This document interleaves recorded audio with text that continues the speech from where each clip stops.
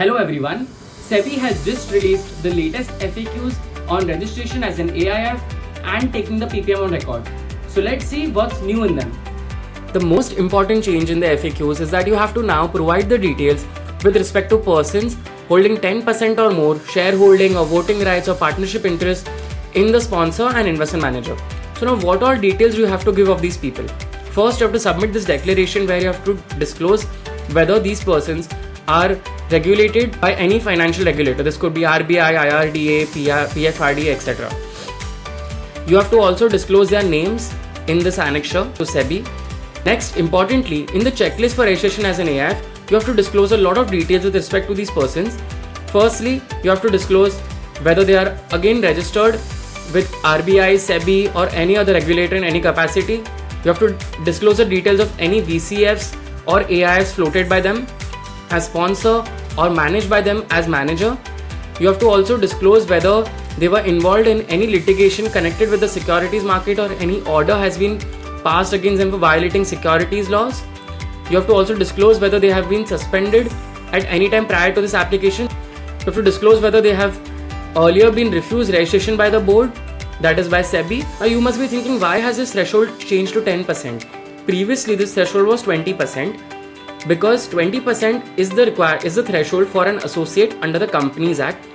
Under the AIF regulations, the threshold to be an associate is 15%, whereas in the PMLA rules, that is the Prevention of Money Laundering Act rules, this threshold has been revised to 10%. That is why SEBI has also revised its guidelines and is now requiring details of persons with shareholding or voting rights or partnership interest of 10% or more in the sponsor and investment manager. This is the most important change that has been brought in these updated FAQs. The other important change is with respect to the NISM Series 19C exam. So as you know, all AIFs across India have to pass the NISM Series 19C exam by 9th of May 2025. SEBI now requires that if you make an application to SEBI, you have to provide the details of at least one key person with this relevant certification, that is with this NISM certification. And this detail also has to be provided in a tabular format with the enrollment number and date of examination. Another change is that with respect to the Excel sheet that is submitted to SEBI, you have to now also provide the details of the compliance officer, and in addition to submitting the PAN number of the entities, you have to also provide the date of birth and incorporation of all these entities. Then with respect to the checklist for registration of AIF, you have now the inclusion of point 9, where you have to provide the name of the member of the key investment team who satisfies the NISM certification and professional qualification criteria provided under Regulation 4G of the AIF regulations. In the FAQs, SEBI has also made certain changes to Annexure B, which has to be provided by the trustee or board of directors or designated partners of the AIF. Let's go through what the changes are. First, in the checklist of processing of scheme applications of AIFs, you have to provide the PAN of the scheme if it's available. Next, you have to provide whether it is verified that the key investment team satisfies the NISM certification and professional qualification criteria provided under the AIF regulations. Next, point 20 has been added, wherein if the investment manager is owned or controlled by persons resident in India, that is, it's an Indian owned and controlled investment manager called IOCC, then you have to provide whether any member of the investment committee is proposed to be non-resident or citizens of countries other than India, and details of the same. Next, whether any member mentioned in A above is employee, director or partner of the manager of AIF.